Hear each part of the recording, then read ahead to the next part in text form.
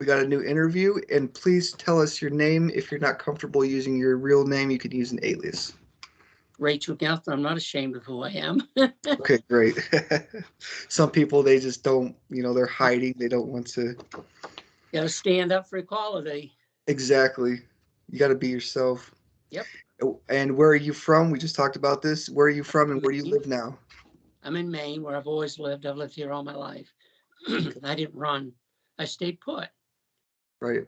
Maine is, of course, it's not known to be overly liberal or overly conservative. It's kind of just a little bit in between. So that always has something to do with how people are raised in this community, if they get acceptance or not. Okay, so what is your gender identity? I'm a trans woman. So your identity is female woman. Yeah, I'm female. Yeah. And what are your preferred pronouns? Her, she. Okay. And what is your so-called biological sex? The doctor said I was a boy, but I have an issue with that big time. I know. I totally agree. And do you have any physical intersex conditions that you know of? What do you mean? Like, with chromosomal, it's not just XX or XY, it's different, or any kind of I anatomy always that's. knew I was a girl. So honestly, I would say brain kind of intersects because I'm attracted to men, so that part of my brain, they see, I'm attracted to women, girls. That's why I want to get to. But I identify as a trans lesbian woman. So the next question is, what is your sexual orientation? You're attracted to women. Right. Okay, so what would you say to the people who say, then why be a woman? If you're attracted to a woman, just be a man and go get a woman. What would you say to those people? I would say that gender identity and sexual orientation are two different things. Absolutely. It's a great answer. Okay, so I do not have. You're actually my first trans person. The first four I've interviewed were asex. So it was a totally different set of questions. I kind of want to get, okay, we'll start off with the next set of questions. This is the more about your background. At what age did you begin to notice there was something different about you? When I first was small, I went to a babysitter and I couldn't play with the toys like the other girls did. And I was made to play with certain other toys and I didn't want to.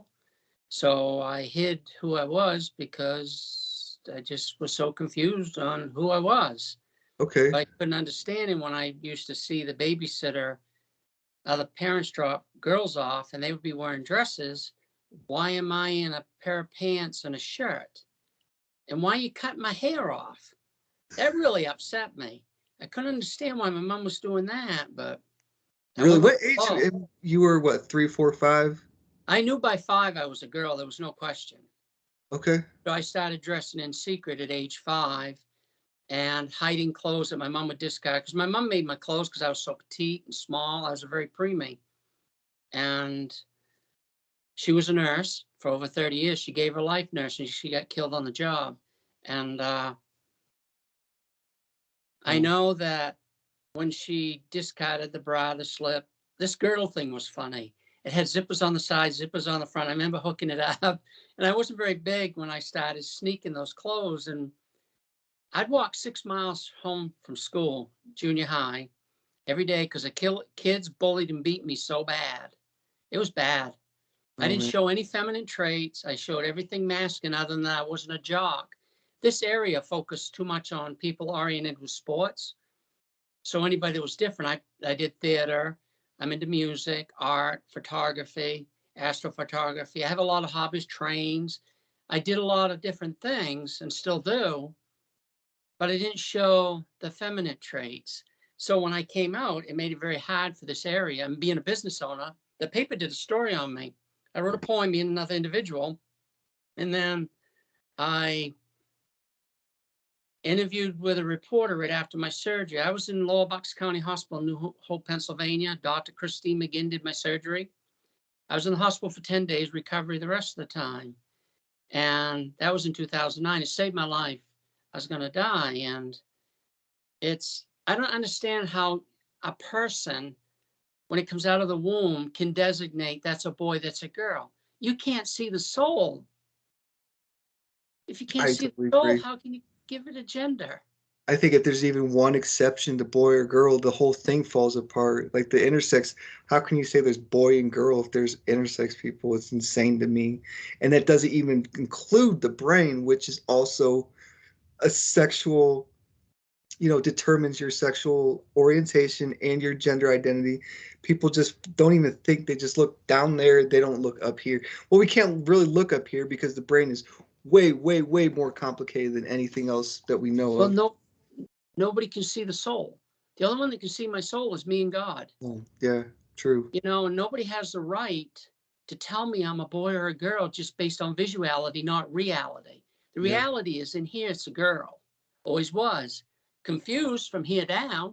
Couldn't understand why, especially when I took, in school, we had to take a thing called health class, and we learned the anatomy. Of course. I went dark and deep and very depressed. And I got really confused because here I had to live as a boy and I knew I was a girl once I learned the parts.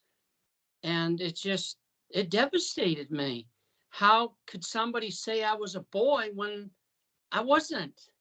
The parts were wrong. I needed to somehow get it fixed and get people. That was the hardest thing for the doctor to understand when I went in, because I was a country person here. We lived here all my life, a small community. Did Doctor you knew know me all. you Huh? knew the doctor? Oh yeah, his father took care of me when I was born. And I knew the doctor that took over his son. And he said to me, I went to him May of 08, probably March and April, I started losing blood. They thought my ulcer was bleeding again. It was coming out of the colon. I had a fissure, but I wasn't. Then I started peeing blood. I went from 183 to 43 pounds or 41 pounds in 35 days. And they couldn't understand why I couldn't stop peeing blood.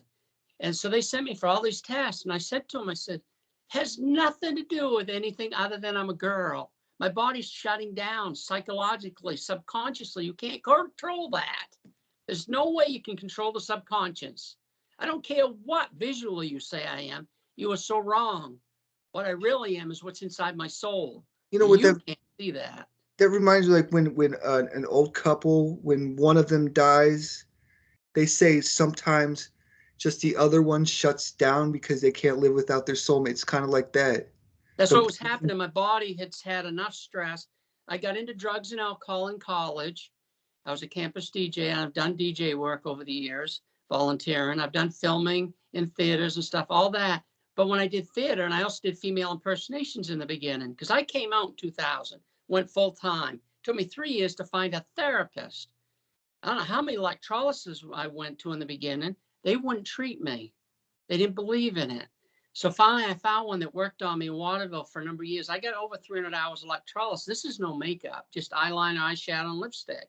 Are they This is allowed to deny you? I mean, they're allowed to that just say, day when I came out, yes, because there was no anti-discriminating law. I get okay, discriminated from dentist, eye care, doctor, dentist. therapist, because I had to find a licensed, credited trans therapist and a doctor.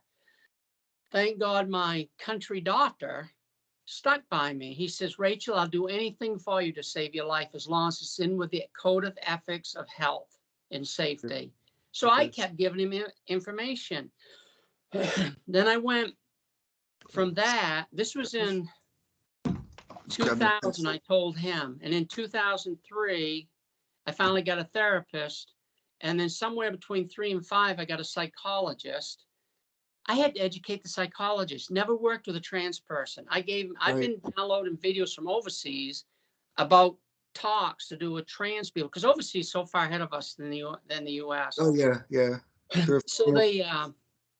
I gave him a stack of DVDs that I'd made of talks from psychologists, therapists, doctors, and different things, educational stuff. And when I met Dr. Van, he goes, I've never worked with a trans person, I'll be honest with you. I said, well, Dr. Van, I'm a woman. He says, well, I got some questions to ask me some questions. Then I went back another month and I took him all that folder right full of stuff. He says, man, I got some homework to do. I said, yeah, you do, Dr. Van. You got to learn what it's like for somebody to be a woman in a man's body. It'll be maybe a little while, but that will be part of the whole process for a psychologist to learn and a therapist, because that does need to be. See, I don't know if technically it's classified as a mental illness or whatever, which They is took it out. bullshit. It's bullshit. They would say it's a mental illness. It's a health condition. It's like It's a saying, birth defect. it's kind of like saying, like, if a guy does gardening or likes jewelry or something, it's a mental ill. You know, it's like saying there's absolute man and you're like this. If you don't like sports, then, you know. So they just recently took homosexuality off the list of mental illnesses. Well, they have transgender too. According to the Harry Benjamin standards that I read, it's not considered a mental illness now. That's good. I think But it's the a very bad thing to standards of care consider. makes it hard that way, because the therapist and psychologists and doctors have to put down on me that I suffer from gender dysphoria. I'm dysphoric. That's what's on my thing, which I am, because the dysphoria. Well, okay, yeah. It's like when you're not happy with your body. That's what dysphoria is. Okay. Right. Yeah, because Sure, I knew from here down was wrong. Right. Here and here was right. And people used to say to me, well, the body controls the brain. I said, no, I think you got a little backwards there, buddy. The brain controls the body. And if the brain isn't connected with the body, you're going to have all these illnesses. I've had 29 surgeries in my life. And I believe it's because of stress of hiding my gender.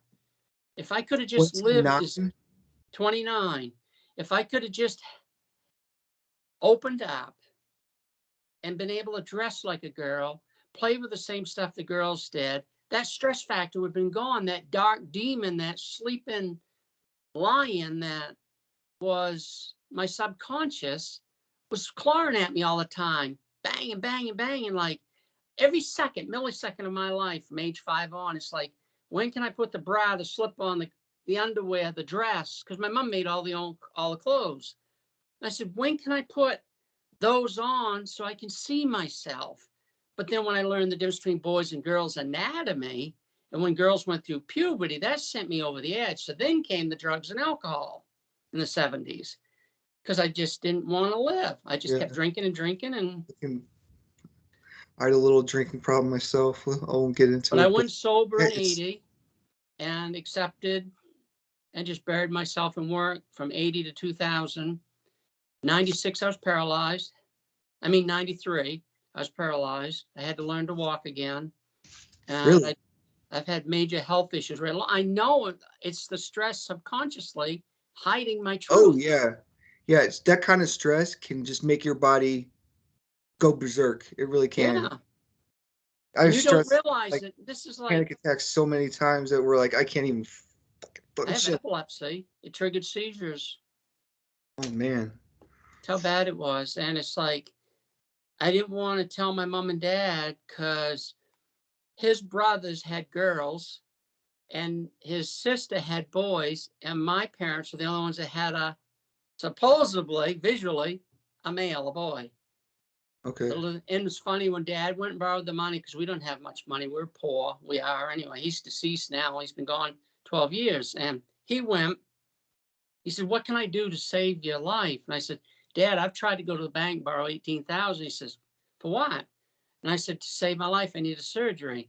And I said, when I fill out the papers, the bank asked me what I wanted it for. And I said, I want a vagina, vaginoplasties. And they says, well, we can't give you a loan on a vagina. So, I said, collateral? From the surgeon, can't you send them the money to save my life? So he went down and got the loan for $18,000. Then I went down in January of 2009, met with Dr. McGinn at Lower Bucks County Hospital, New Hope, Pennsylvania. And she was a trans woman. She was Lieutenant Christopher McGinn. Look at her on YouTube. You can watch her video. What's her name? Lieutenant Commander Christopher McGinn, or Christine McGinn is her lady name. McGinn. Yeah, McGinn. Okay. She's in Lower Bucks County, New Hope, Pennsylvania. There's a hospital she operates out of, is Lower Bucks County. Okay. And I was in surgery for a long time. I was a very high risk. I went down for the consult in January. It was borderline because of all my health problems. But I said, Dr. McGinn, if you don't do it, I'm going to die. I'm peeing blood, for God's sakes. You're going to lose me. I'm not going to make another month. And I struggled to live to April 15th of that year. Went down, lady drove me down because you got to have somebody take care of you. And I had my surgery, and it's the best thing I ever did. Okay, so okay, great. I'm good. I'm thinking of some questions. I gotta make a whole new set of questions. So you are post-op. You've had the operation. Yeah, I had 13 years ago, April 15th. And you just told me you clearly think that saved your life. That saved your I know life. it did. There's Okay. no question about it. I know So it. like a did it work thing. You know, the one of the things the right wing loves to do is say, oh, this person got surgery and regretted it, so you shouldn't get surgery. And it's like, so one person regrets it, two people regret it. That's not a consistent thing that everybody's gonna regret it. That's such a bullshit argument, really. When I went to a gynecologist a few years ago, because I had some bleeding up inside, because you have to dilate. You have 3 days off, and then on the 4th day, I have to stick a surgical dilator up in 6 inches to keep it open, because the skin they use to make the vagina, it wants to heal. It thinks it's injured. So that's one of the things you got to go through. In the first year, every 3 hours, you got to do it for 20 minutes for a whole year. Then you can start spacing the days out. Now I only have 3 days off. The 4th day, I have to dilate, unless I had a male partner, which I don't want. But if I did, as long as we had sex twice a week, I wouldn't have to dilate. Oh, okay. That's the only downside of that. Okay. But it saved my life. It's a small price to pay to be alive. And be your true self. Nobody can tell me I'm a boy or a girl. Nobody can tell you that. To me, that's a crime, and doctors should be punished for that, because I don't care. You can't see the soul. Till you can see the soul, you can't tell me what gender I am. You're using visuality, not reality. You should see a video I make. I can prove that you can't define. I mean, with the logical argument, I prove that you cannot define male or female or man or woman. It's impossible to objectively define. I'll send that to you after that. But you're absolutely right. You can't tell somebody they're a boy or a girl. It's literally impossible. Because nobody's going to go through this. I'll tell you one thing, unless they truly are. They're not. And if you do take the surgery, then you question it. Obviously, you didn't have a good psychologist or therapist, because you got to get through those 2 hurdles before you can even see a surgeon. And that's a living nightmare. I went 9 years before I got my surgery, and they almost killed me. 9 years from the time I came out. Came out in 2000, had surgery in 2009. I was 3 years getting HRT. Well, was it because of their resistance? They couldn't get fun. I mean, they couldn't get somebody to do it for you, or they had they said it's ethical questions or something. When he asked me, the psychologist asked me on the 3rd meeting, I had to meet with him 3 times to get the letter for HRT. He says, I got to ask you some questions. There's 6 of them here, if I remember right. He says, if you answer them right, then I know you're true to what you say. Do you remember? I don't even remember the questions, but he asked me a question. I answered it. He asked me another one. Time we got through the 6 questions, he goes, Rachel, you definitely are a woman. I ain't got no doubt in my mind. I said, I've been trying to tell people that for over 40 years in secret. And then when I came out all these years, and he wrote the letter, my psychotherapist wrote the letter, then I started my HRT. And then I went 7 years to get the surgery from HRT, because I went 2 years of therapy. But now you go to therapy, dozen sessions, you can start HRT. At least they're loosening that standards to save lives. Because I'll tell you, it's like the bills that they're passing against our youth not being able to get. Yes, exactly. I think that's so terrible. Wrong. I wish I could make the world feel what I feel in my core compared to what I felt before. I got a peaceful soul. I'm not pretty. I haven't had facial reconstruction. I haven't had breast augmentation. It's all hormonal what's happened to me. And when I woke up from that surgery, Dr. McGinn was standing at the foot of the bed, and he says, you all right? And I said, yeah. He says, you know, you got to lay flat for 48 hours. I said, Dr. McGinn, laying flat for 48 hours is better than the 49 years of hell I went through to get here. Yeah.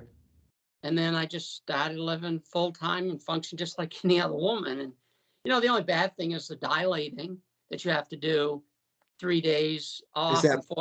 But that's minor to be your true self. I mean, when the gynecologist examined me, he goes, ma'am, when did you have your hysterectomy? I said, in 2009. Well, where'd you have it done? I said, Lower Bucks County Hospital, New Hope, Pennsylvania. Why did you go way down there? I said, because I'm a trans woman. He just stepped back and he says, really? I said, yeah. I had vaginoplasties done. He said you had a hysterectomy? That's I told him, because if you take a woman that's had a hysterectomy, I'm put together just like that. Yeah. There's not that much difference between men and women. I'll tell you, No, when you get right down inside and you start taking things apart. So people wait, think like back, they say like there's a man and a woman. There is. It's like it can go either way. It's hard to explain, but there really is. We're all women. We're not any gender really, but we're all what they call the first 12 weeks. We're all female embryos because we haven't developed which anatomy. But then is the 12th, the 13th week, then they assign it because visually they say you're a boy or a girl. No, you can't. A penis is just an inside-out vagina. That's all it is. Yeah, you can't see my soul. How can you tell me I'm a boy or a girl? Exactly. I think that the mind and the brain and the soul are what define your gender. It really is. It is. Anybody that tells you any differently is an idiot, to be honest. Yep. I used to go to schools and do talks when I first got home from my surgery in 2009, 2010. I used to go to psychologists, meet with families and do talks. And I used to take my prosthetic devices I used when I did female impersonation. Then I take the surgical dilators I have to use. And it was interesting, some of the conversations I had with people there in the beginning stages, male to female. It was real interesting, some of the conversations. And I'm very direct and blunt because nobody told me, but I just knew I was a woman and I'd walk through fire and hell no matter what it took because I was going to die. There was no question, not the way the blood was coming out. There's a question right here that I have on this list. One was, have you ever tried, where is that? Have you ever tried to resist your identity? Have you ever tried to pretend that you were something that you weren't, like normal? That somebody, have you ever tried to be like a boy? But see, definition normal is whatever you believe it to be. There is no definition. That's why it's saying normal. Like people say normal. Did you ever say, I gotta try to be normal, whatever normal people think is? There is no definition to normal. It's whatever you believe. Yeah. See, I try to suppress because the peer pressure, because society says, you got these parts, this is what's in my soul is what I am, not what's on the outside. You're judging a book by its cover. You can't do that. Did you ever jump into the... You read the insert, it's nothing like what the whole story is. Yeah. That's a good analogy. I got 360 pages written. I started, it's called Being of Two Genders. I went to a powwow, okay? My wife that died of cancer, her grandmother was full-blooded Indian. And I helped her get out of the car. She was disabled too, like me. And we both tried to fight the war and we couldn't. And this gentleman come up, I'd never been to a powwow, put his hand on my shoulder and I'm back too. And this is in the beginning of my journey. He goes, ma'am, you're of two spirits. And I turned around, there's tall Indians behind me. All he did is put his hand on my shoulder and said, can I help you, ma'am? You're of two spirits. He didn't even see me visually. What does that tell you? You got two spirits. And we're a sacred child to the Indians, somebody of two spirits. They worship because you have two spirits in your body. And it's spirits I have. I don't know if I have two spirits, but I have like 12 voices. Wow. I'm just kidding. It's like that. Okay, so you did at times you did try to resist it and pretend like, hey, I'm a boy. And I tried to do that for 40 years till it almost killed me. What was the hardest point? This is a good question. What was the hardest moment accepting or coming to terms with your gender identity? What I had to do first is learn to love and accept myself and be honest with myself. To heck with what my buddy said. Say, I never had many friends, so it was easy. I was always bullied and beaten and abused through the school because I was quiet, resource, and I did things in theater and drama and different things. And I didn't do the basketball, the jock stuff. I wasn't a jock. I just wanted to get through school and eventually see myself. I knew something was off. As long as I could leave that school, I walked 6 miles one way each day, no matter what the weather was, to junior high to be me.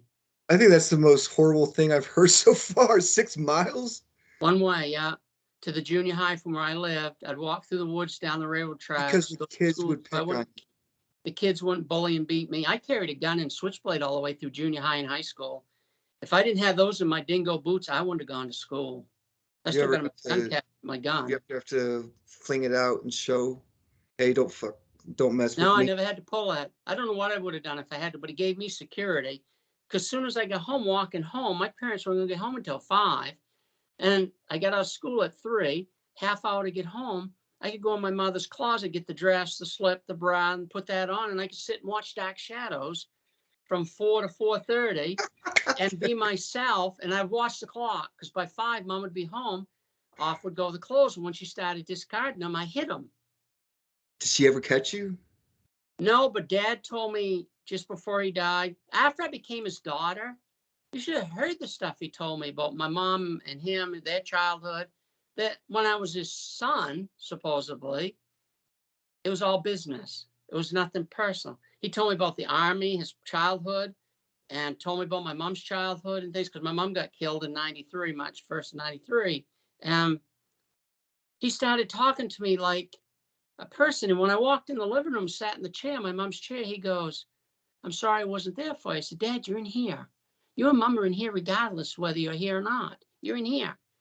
And he goes, you know, I've never seen you so calm and at peace. I said, this is me, Dad, the truth. Oh, that's I'm not beautiful. living a lie. And he goes, you know, your mother was just waiting for you to say something.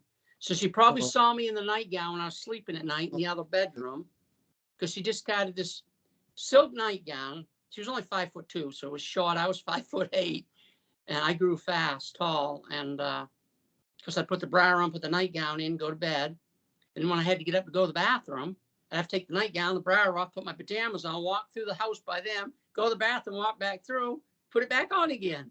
tell us more about did it feel like when you finally put that dress on or that female It felt like I article was of clothing? being, see, this was all before I knew the difference between boys and girls. This is when I was Right. real small.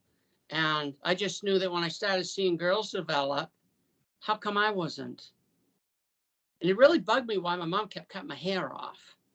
And, but I was told I had to live as a boy because I had those pieces. Then when I learned those pieces were tumors and infection, that T poison running through my bloodstream that was killing me, what a difference. When I woke up from surgery, see, the clothes made me see visually on the outside what was on the inside. It covered it up. But as I developed and I didn't start shaving until I was 20. And then if you see my pictures on my Facebook page, because YouTube, I don't know how to add pictures to it on my YouTube channel. I'm getting quite a few views on that stuff. Yeah, I've seen you're getting hundreds of views a day. You're Yeah, doing trans lesbian 2000. See, trans is what I am. Lesbian's how I identify in 2000s when I came out. Oh, okay, gotcha. Came out. The And new millennium. You were not been, going to the next millennium as a boy. I just don't understand how people can deny a child their truth. Don't listen to the doctor. Don't listen to your buddies and all that noise. What's in your heart? What's in here? That's what matters. Life is too short to live a lie. And I think the most confusing part about it is why somebody believes that they have the authority to tell you who you are. That's Nobody the has part that that right. pisses me off the most. Like they say it's a fact that you're a man. It's a fact that you're a woman, and it's like it's literally wrong in the first place. But the part that pisses me off the most is when they think they can tell you who you are. That's what I mean. That's where we're headed off to now. It's very upsetting. What right do you have to tell me I'm a boy? Or what right do you have to tell me I'm a girl? You don't. You can't see my soul. And on my videos, I talk about that. If you can see my soul, I want to have a one-on-one conversation with you because I got a lot of questions. Well, the problem is none of them want to have a conversation because none of them can see my soul. Well, that's true too. Only God can. You can't. No, anybody in the world. Let me ask you 2 more questions that we're about done. We're about a half hour. Have you ever considered or attempted suicide based on your gender identity?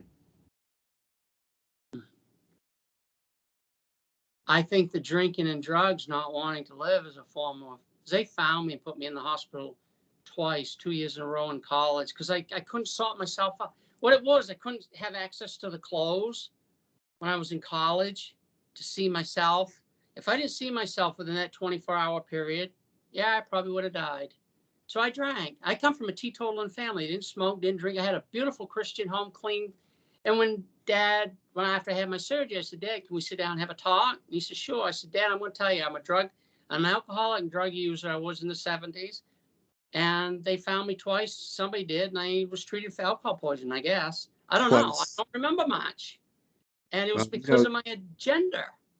So I guess I could be kind of, so are you okay today with the drugs oh, and yeah, I'm alcohol? fine now. Good. Well, I I'm don't so drink glad or to hear. smoke, but I'm fine now that I'm myself. Gotcha. It's when you're fighting this demon. Like I take my clothes off now. I stand in a mirror and I see exactly what any other woman would see. I function just like any woman that's had a hysterectomy. And these people that tell me I'll never be a woman, if your wife's had a hysterectomy, she's no different than me. Exactly. You know, if you define like a woman has ovaries, what do you call a woman who doesn't have ovaries or doesn't produce eggs or doesn't have a womb? And they say, well, Exactly. sometimes if you're developed like that, it's not. There's no way to define what developed means. That's why the whole definition thing is the scariest part, because they're talking about absolute male and female, which is unbelievably ridiculous. So I totally 100% agree with that. Have you? Let me. Okay. Have you ever been the victim of sexual harassment, assault, or rape? No, but I've been bullied and beaten when I was living as a boy. Okay. Yeah, I was bullied and beaten really bad. And I think people know better than mess with me at this point. Well, were they? Oh, it was that bad. Yeah, they used to. Why do you think I carried the gun and switchblade through school? Oh, yeah, true. Jeez. Because I was abused. You couldn't go to the teachers, because if you went to the teachers, because I wasn't a jock, if I'd gone to the teachers and said, look, so-and-so's beat, they would just made it worse. So it was a lot easier from junior high all the way. High school, I had a car by then. But junior high, I could walk. It was 6 miles each way, rain, snow, sleet, hail. I wouldn't ride the bus. I'd walk out the house. My mom would see the bus coming. I'd hear the bus. I'd say, I'm going out, and I'd cross into the woods. Bus would slow down, and I'd wave bus driver, and I'd walk down the railroad bed, so I wouldn't have to go down the road by the bullies to get to junior high. So I had bullies on both sides. And this one gentleman, when I was in high school, when I did try to ride the bus once in a while, he would walk me home because there was a bully on the other, each side of where I lived. And it was a very rural country area, and it was a long walk. Oh, that was so nice of him. Yeah, it was. He watched over me, and then he'd walk all the way home the other way that he had to go. The other end. I'm so sorry. It's just really heartbreaking to hear that you got beat up. And I mean, it's yeah, it was. one I thing to have no get good. bullied. I've been bullied. Everybody's been made fun of. The kids the little girls used to go circle, circle, dot, dot. Now you got the cootie shot because all of them said I had cooties and they were mean to me. But nobody ever beat me up. So I got beat up and I got bullied. I've gotten through. Matter of fact, I was shot at times in the 80s. Before I didn't come out until 2000. So here I was working, living in a trailer park, renting a trailer, and a bunch of us got shot in that trailer park. That was quite a crazy time. What the? Oh, yeah, I've had some trials, I'll tell you. People would die. Man, I definitely never been shot at. When I die and they open up my diary, they're going to be astounded the stuff that I've documented since 96. I've got copied and pasted emails from people. Don't wait till you die. There's 360 pages written, I think, the last time I opened it up. Because every once in a while I'll write some, but it's pretty much standard now. I get up, I do my makeup, do my crazy. I started the video thing by just doing a weather broadcast. And a couple people in Arizona wrote me, and some in South Carolina wanted to see the transgender weather girl, wanted the morning report, because they winter there and they come back to Maine in the summer. I love weather. I'm so good with weather. I love meteorology. It's so don't I. Fun. My grandfather got me into that when I was a kid because he would go fishing with him. And he, you know, I did it a couple times as a joke when people started messaging me, where's Rachel with the weather? And then when then people started asking questions about my gender because I didn't leave here. People say, why don't you go live where there's people like you? And I'm thinking, I'm not an alien. I'm a human. So where am I going to go? Yeah. The situation is change. It's better to be in Maine than to be in Texas and be trans because for Yeah, obvious no, reasons.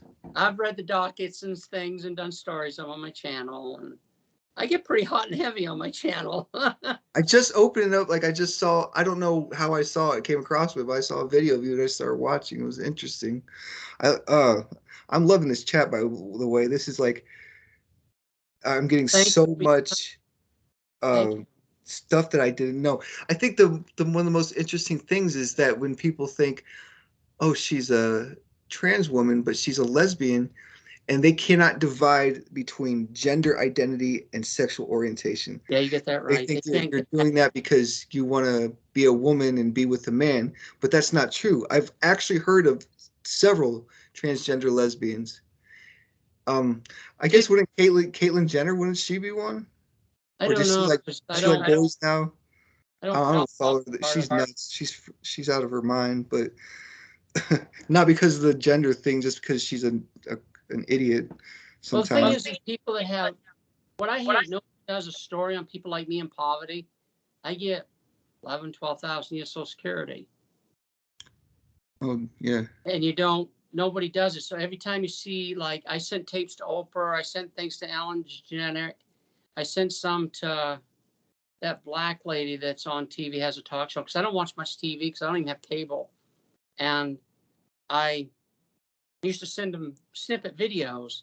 Why don't you do a story on somebody in poverty, the struggles we have to get here? If my dad hadn't borrowed the money, I wouldn't have seen 2009 very far. yeah. It was nothing I was doing. My body was literally shutting down. It said, "You're a girl. If you're not going to be a girl, I'm taking you." It's amazing that, see, because some people don't have that support from family, and some people in your situation, they would have disowned you. They would have I know I have parents that castigated are you. that way. And so So I'm one glad of that my you have that support. trans friends, I haven't met them, but I met the mother. The mother used to do my hair, and the mother said, "Would you talk sometime to my?" Because her daughter got married young to an individual. Now it's come out. Well, his mother, when he comes to visit the grandchildren, calls him by his male name and makes him dress as a boy. These people don't realize the trauma that does to somebody like me. Yeah, If you made me dress as a boy, it's like people say, well, women wear slacks and pants. I talk about it a lot in my videos. You put me in it, I'll be in the bathroom within an hour and a half throwing up. It's the trauma of being made to live as a male when I never was. But you judged me by visuality, not reality. yeah. Just an oversimplification. It's really, I've sat and thought about gender and sex and, It's a biological sexual stuff for years, orientation. and it's just the whole argument is wrong. It can't, there's no way to objectively define what a boy or girl is No, entirely subjective, fundamentally subjective, because it's expect an interpretation. You can't just take a machine and say, and measure, do, do, do, do, do, and like do measurements and say, oh, this is a boy. You can't do that. You can measure somebody like a physically as an object, like with, the laws but of I physics tell and stuff, but you can't measure what makes boys and girls, you know. because what I tell parents, you had a child, you had a birth. You didn't have a boy, you didn't have a girl, unless you can see the soul. If you can't see the soul, you can't tell me you had a boy or a girl. You're visually raising that individual based on visuality, not reality. The Yeah, reality is, I tell parents when they say, what would you do? I said, I would have toys of both. I'd have clothes of both. See what it's drawn to and let it go. If it's a phase, it will peter out. yeah, If it's not, they'll always be drawn to that, and the other stuff will never be touched or played with. If I'd had that chance, it's like if my mother, if I had a sister, I'm a lonely child.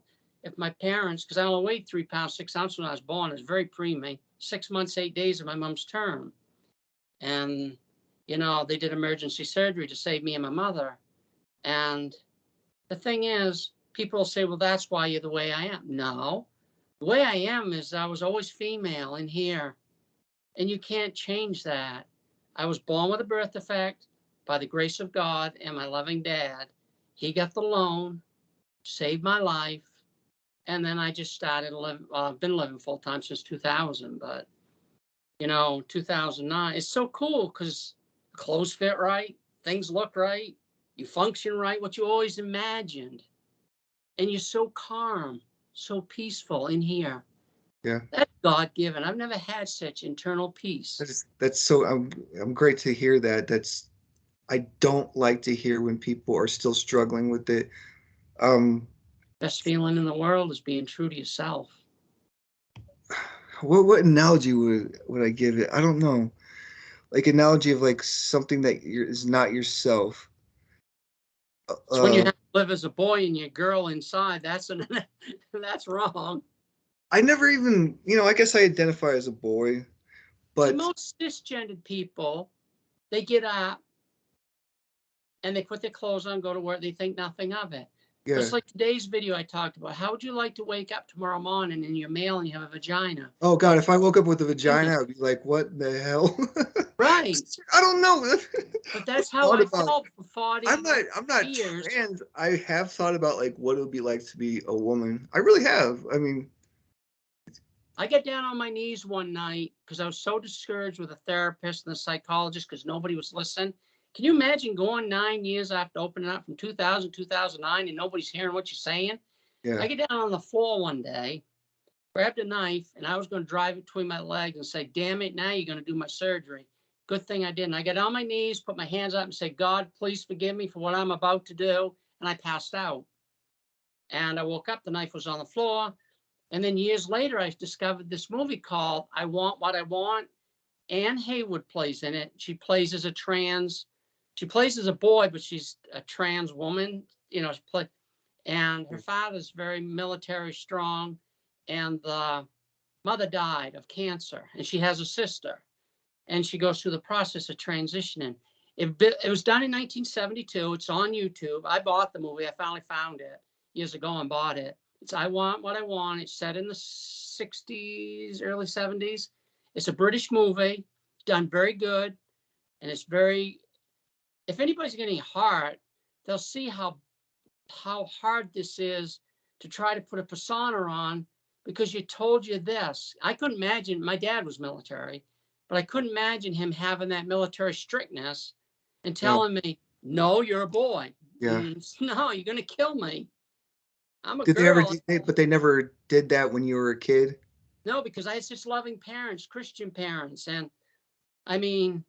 Wow, good for you. Great for you. I'm so glad to hear that. Go ahead. I'm sorry. They stuck by my side. My mom, I know what, because Dad said Mom was just waiting for me to say something. But she got killed in 93 and I come out in 2000, had my surgery in 2009. And when I first came out to him, he goes, I don't understand it, but I tolerate it. Because we live right side by side. I watched over him because he lived alone. Me and my wife lived next door. And then she died in 2010 of cancer. My dad died in 2010. Oh, man. So I've been here alone and, so your dad passed right after your surgery? Yeah. But I had a wonderful time because I finally opened up. My family never talked much. I never heard them say, I love you, hug you. My family was from the old school. Yeah. But we knew they loved one another. Yeah. They weren't huggy and kissy and give me no. So yeah. Some families are like that. They love each other, but they're just not. Well, I had too many chores to do because I was a lonely child, split wood and all that, because we live in an old farmhouse and gardens and everything, and didn't have video games on because I'm not all into that anyway. But it's weird how people assume things. Why don't they ask the horse's mouth instead of say, yeah, you knew I was male because I ran businesses and retired because I ended up being disabled and I had to go on disability in 98. And I tried to continue to work and it just didn't work. And I'm dealing with my gender. I blame 2/3 of my health conditions on suppressing who I was. Yeah. I was trying to live for the world because the doctor goes, you had a boy. No, you had a child. You had a child. You had a birth. You didn't have a boy. You didn't have a girl. I don't care who you are.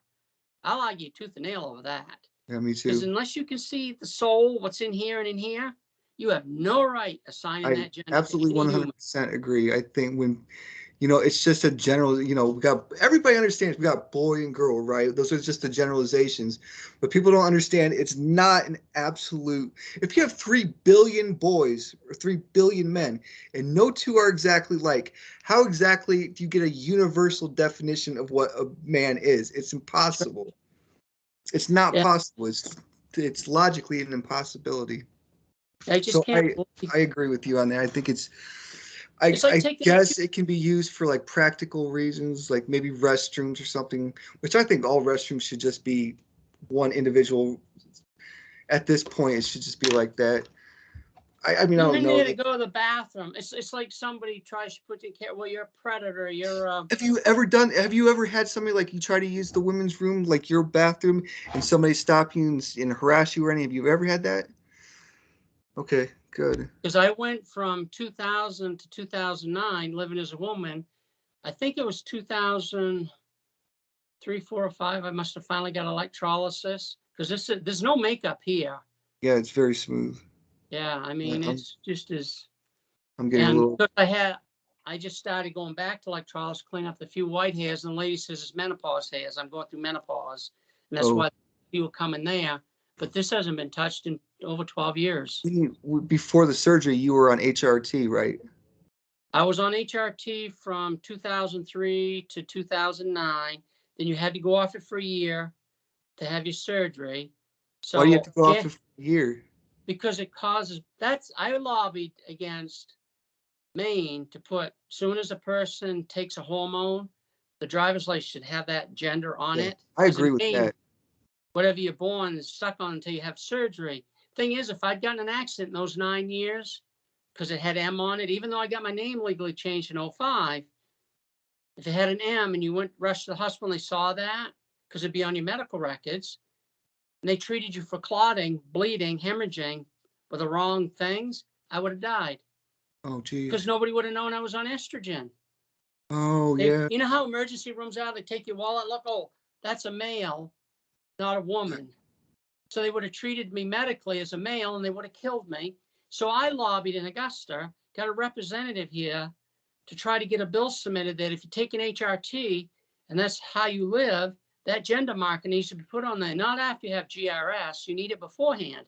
Now I don't know what they do because that was many years ago.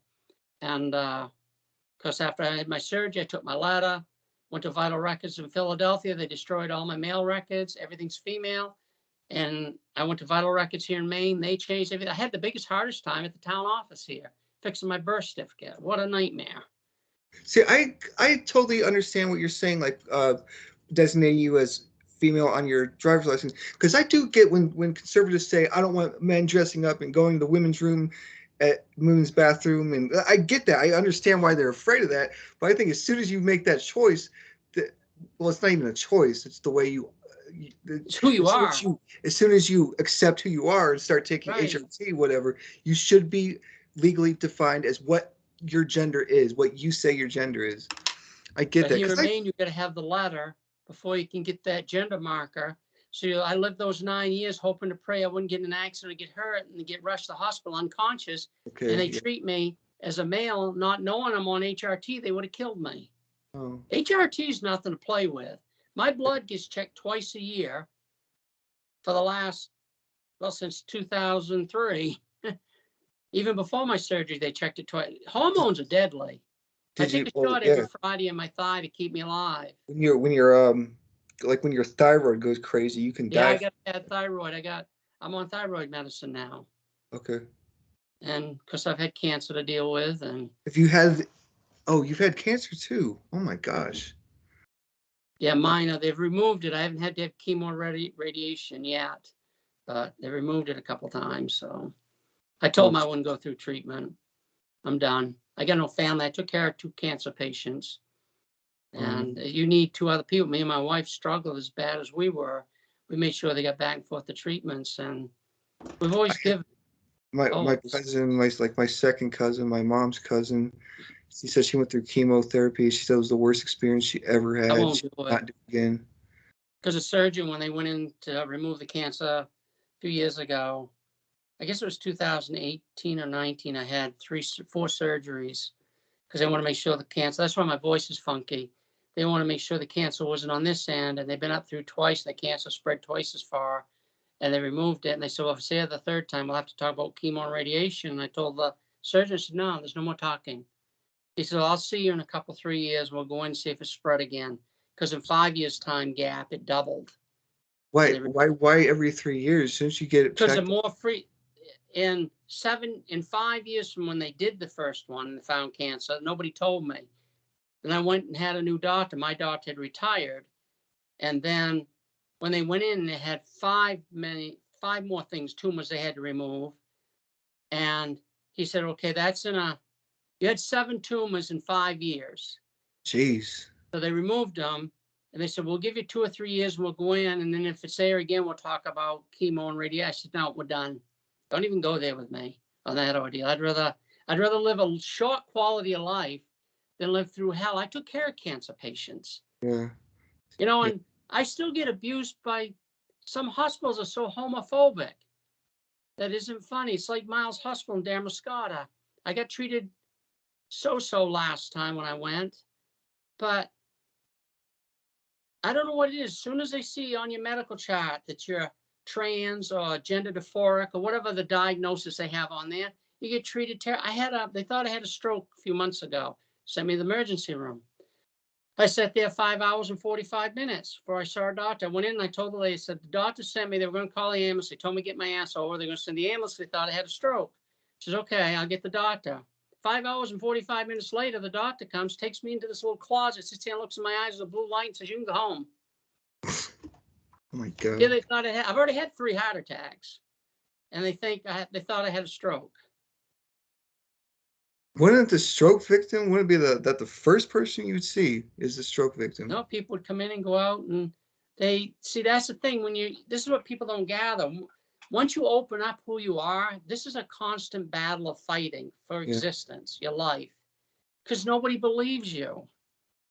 That's why I started that video and changed that, added the news and the topic and started talking about gender stuff. Why I started this channel, Yeah, me too, because unless somebody tells a story from the core, nobody's going to understand. And I think the more exposure people hear about the stories that we go through and how our lives were, the more they're going to be sympathetic and understand. But the more they close off, the more it becomes like, Gestapo behavior against what's going on in Florida and Texas is terrifying. It really is. Alabama, they fixed part of that law this morning. I read that article and put it on my YouTube channel and Facebook. I read the judge's order that you cannot deny children their proper treatment for gender. But the other parts of things that were hooked to it, they still got to hear them and appeal some of them. But as far as a doctor, if you got a child says, well, I feel like a girl, because they were going to make it, if you went to a pediatric doctor in Alabama, it passed it on my birthday, May 8th, that if I went, my mom told me, and I said, well, I'm a girl. The pediatric doctor has to report that to Human Service. The child is removed from the home. Yeah. And the doctor writes for puberty blockers. He goes to jail for 10 years, $15,000 fine. That's but in they Texas, reversed right? that. So okay, that was going to be in Alabama too. Huh? That's in Texas right now. That's the law in Texas. Yeah, I know. Texas. Well, Alabama had passed it on my birthday. It'd been repealed. I read the judge's article. It's on my Facebook page. And read the article. At least now children can be treated that way. I do agree with the part you have to be 18 to get reassignment surgery. I do agree with that. Okay, yeah. Because you got to let your body grow, get on your hormones and grow, develop, and then have your as long as you have the hormones, your body will develop more to your gender. To the gender you are. So I understand that. Yeah, I agree with that part of it.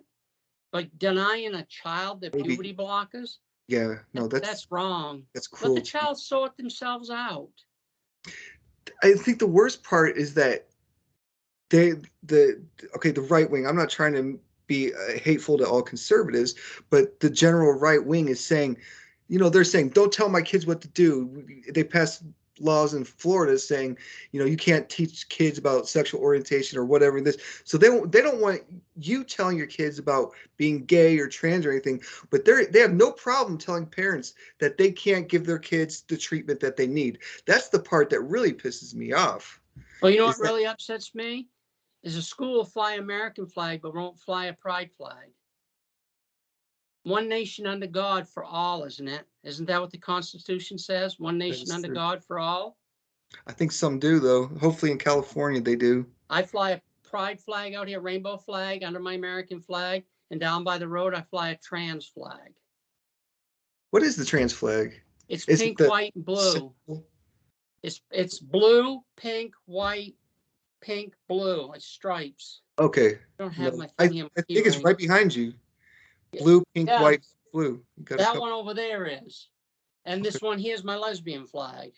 Okay. So Gotcha. I got a trans flag over there to the left for me, and on the right is a lesbian flag. Do you And have a partner right now?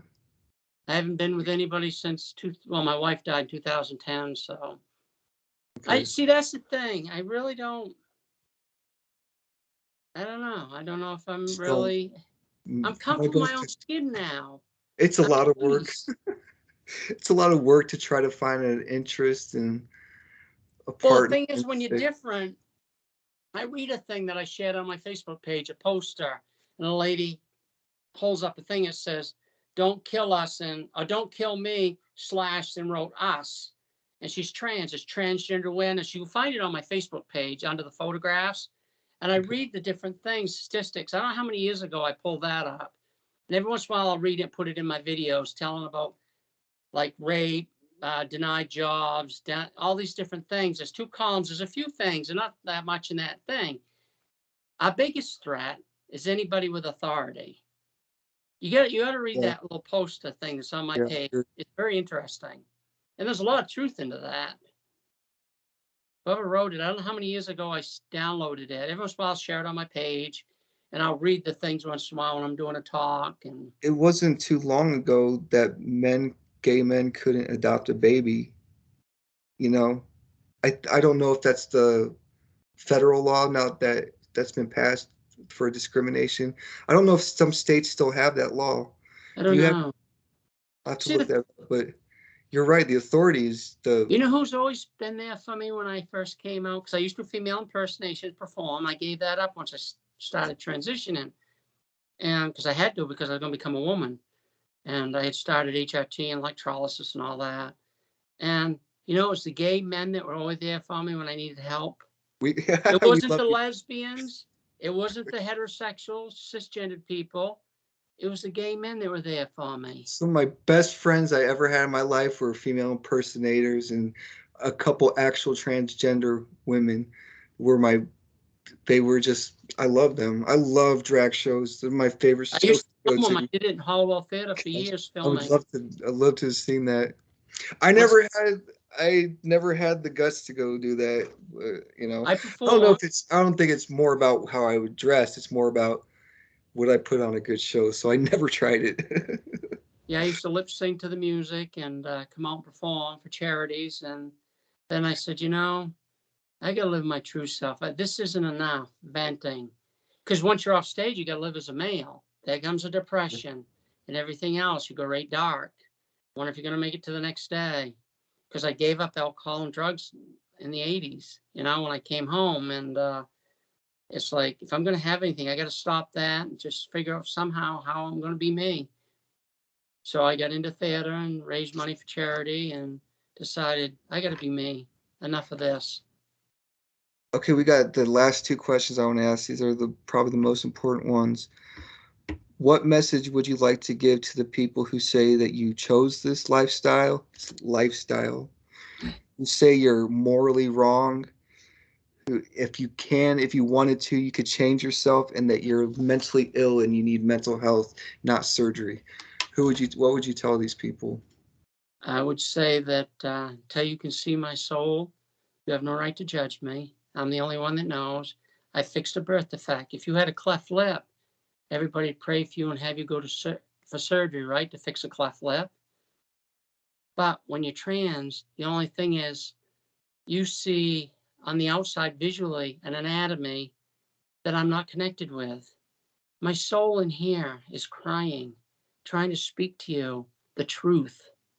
Isn't it better to be honest and truthful and live and be fruitful and a productive person in society than hide who you really aren't? I mean, you're making me live a way that I'm not because you visually said I was a boy. I was never male. No way. Not the way I feel now. No way. And if you denied me my surgery, you would have killed me. You might as well be charged for murder. Really? If you're not going to let me be treated properly, nobody's going to go through this. No way, unless they truly, I can't see it happening. You'll have those that, yeah, once in a while, like you have a bad apple in a bushel. Do you throw the whole bushel away? No, you No, throw the one bad apple. So how can you say one trans person regrets it? exactly. How can you say the majority isn't going to be happy? It's the best thing I ever did. You don't realize the inner peace I've gained, the solitude, the peace, the calmness, the focus. I can focus now. Where before I couldn't focus because it's like, when can I put the dress on, put the bra on, the pantyhose, the slip, and all that, so I could see myself visually, because that's how you judge me visually. But when I took the clothes off, the nightmare came back. Every time I went to the bathroom, I saw that nasty thing. I never stood to pee. I always sat on the toilet. Yeah, I was thinking about that. I You like never touched it because I didn't. That thing was disgusting. It's like having a worm sticking out of you. Chop that thing off. you might. Yeah, I loved mine, but we're But you can keep yours. I like what I got now, and that's a kitty cat. okay. All right. Meow. Yeah, I'll keep my kitty. What? Okay, the last question is: what message would you like to give to all the kids and even adults who are still struggling with their identity, orientation, whatever they're struggling with in this situation? What would you like to tell them? Seek proper therapy. A licensed therapist can work with the LGBTQI community. Pick a doctor that will, because there's many that say they are and they're not. Find a good psychologist, but never give up. I went 29 years to get surgery because I came out in 2000, right? No, 19 years to get surgery because I came out in 2000, 2000, not, no, wait, 9 years to get surgery. I was 3 years to get HRT. But I knew at age 5 that I was a girl. So I struggled from age 5, you might say, to 2009.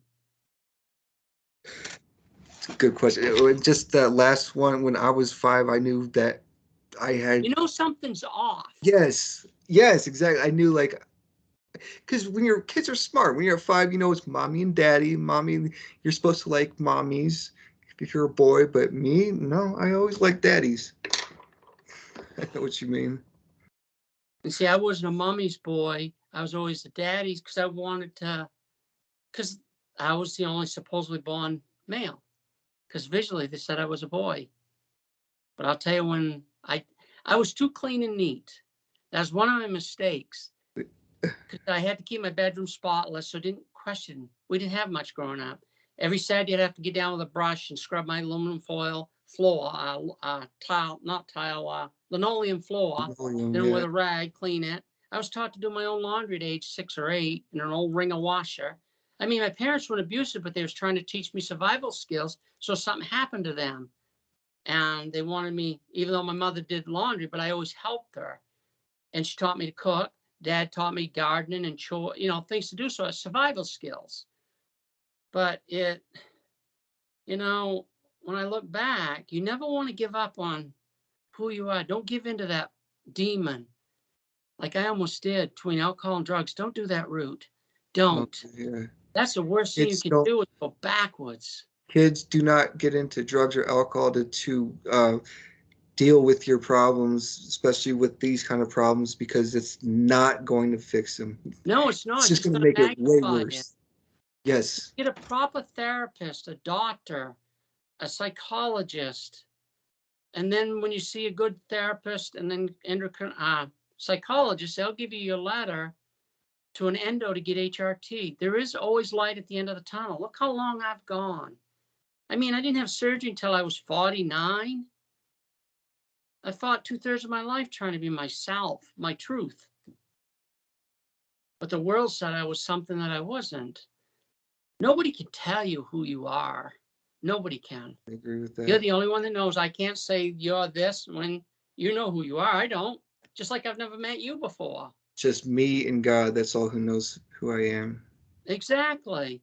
And it's like, I'll have to answer to God. I don't believe I would have got through the surgery if it hadn't been for God. The hours I was in surgery with my health conditions and all the surgeries that I've already had in my life, And those are because of the stress of hiding. Yeah. You just got to be honest with yourself and accept and love yourself and don't give up. Because if you don't love and accept yourself, you can't even move forward. You'll never understand it. I don't understand it. I just know this is natural. What was, wasn't. Really. Thank you, Rachel. I'm going to keep talking to you, but I'm going to stop the record. This was a fantastic interview. I'm so glad you decided to do this with me. Everybody, this is Rachel. What's Gethner. Rachel Gethner, of course. And I hope you guys enjoyed this interview. It was extremely fascinating, and we'll see you on the next one.